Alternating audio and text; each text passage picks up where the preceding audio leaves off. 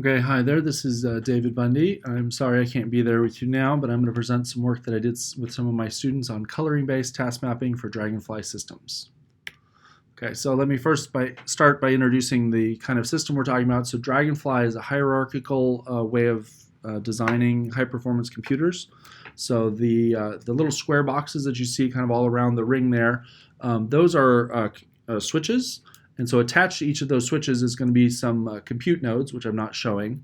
And then in addition, the switches are arranged in groups. In this case, the groups of 4 surrounded by kind of a dashed line there. And all of the switches within a group are connected with local connections. And so I don't show those in the graph. There's just too many of them. But then in addition, between the groups, there's going to be a single global link. And so those are the edges shown in the middle. And so that's actually kind of the key part of this arrangement is there's lots of links within a group, but there's exactly one between each group. Okay, and so what am I trying to do? I'm trying to speed up what are called nearest neighbor stencil jobs. And so I always think of this as something like weather simulation. So I've divided an area of interest into a grid, and each of these grid cells represents a region of the world. And so the simulation works. Each of those regions is going to be assigned to a different processor, and they're going to compute sort of one time step worth of what happens in that region. And then there's going to be communication between adjacent tasks. And so this is sort of exchanging boundary conditions and updating sort of the neighboring areas, right? Because the weather in each region depends on the weather in the neighboring regions. And then after you've done your communication, you're going to, again, do some compute and then do another round of communication and so on. Okay, so that's my job. The specific problem I'm going to look at is called mapping. And so it's essentially, I've got all these tasks, I've got all these compute nodes, which task should run on each compute node? And sort of the obvious way to do that is what's called block mapping.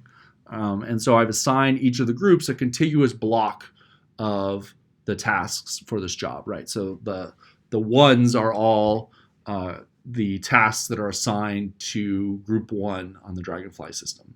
And so this is kind of the obvious way. And I think a nice thing about this is within each group, there's a lot of communication, right? So I'm using all of those nice global links. But the problem is along the boundaries, right? So between 1 and 2, all of the cells on the edge of 1 need to communicate to all of the tasks on the edge of group 2. And there's only a single global link that can be used for that, right? And so that's not so much a problem, say, at this size, but as the groups get bigger, then their corresponding blocks get bigger, and there's more and more tasks that have to use that single global edge between the two groups, right? So that can become a bottleneck. And so our idea is to use a different kind of mapping. And so we call it the balanced adjacency coloring, or BAC for short. And so I'm still going to require that every color appear an equal number of times, but now we're also going to try to set up so that every pair of colors is adjacent an equal number of times. And so this is a sample back coloring for a 6x6 grid using 6 colors. And you see the colors are really kind of spread out a lot, but it turns out you can check this, but each pair of colors appears exactly 4 times as an adjacent pair. Okay, and so we don't have any times when 2 tasks assigned to the same group are together, but we're actually evenly using all of the global links. Okay, and so that's the coloring. And then in order to turn this into a mapping, what we do is each of these chunks would actually become a block of processors or block of tasks. And so we reacquire some of that locality locally, but the main goal is we're increasing the amount of global communication, but we're doing it in a completely balanced way instead of just focusing all of it on only a few of the global links. Okay, so how do I make one of these BACs? And so essentially we have lines on the diagonals and then cycles that sort of bounce off the edges.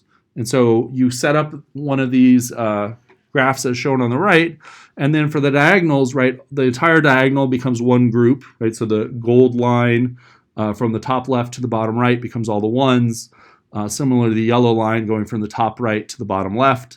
And then the cycles like the brown one becomes alternating between two different groups, right? So the brown line becomes the brown and the sort of pink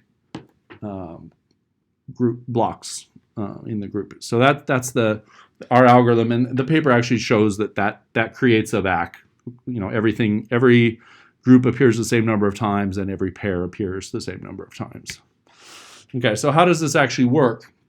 And so this is a graph. We did simulations, and these are different size jobs shown on the x-axis. All of them are set up as capacity jobs, and so we're running each job on a machine that's essentially the same size. Each job is using almost the entire machine for its size.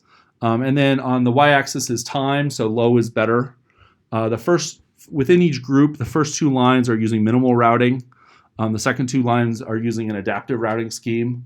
And so you can see for the 8x8, that doesn't really matter. There's no real difference. But as we get to larger and larger machines, we get to basically a 20% performance improvement using the balanced adjacency coloring. And so that's a significant improvement for what we're able to do. Okay, and so this is sort of my summary of what we can do. I showed you the top one, right? So if I have an n by n grid using n colors, you can get a VAC for that.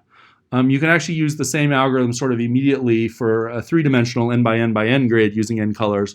And what you do is you color each slice of the grid separately. A similar algorithm works for n by n grid using 2n colors. And then the last line that we have is actually a non-square, right? So you can do a rectangle of width 4, n by 4, using 4 colors. And so we're able to do all of that.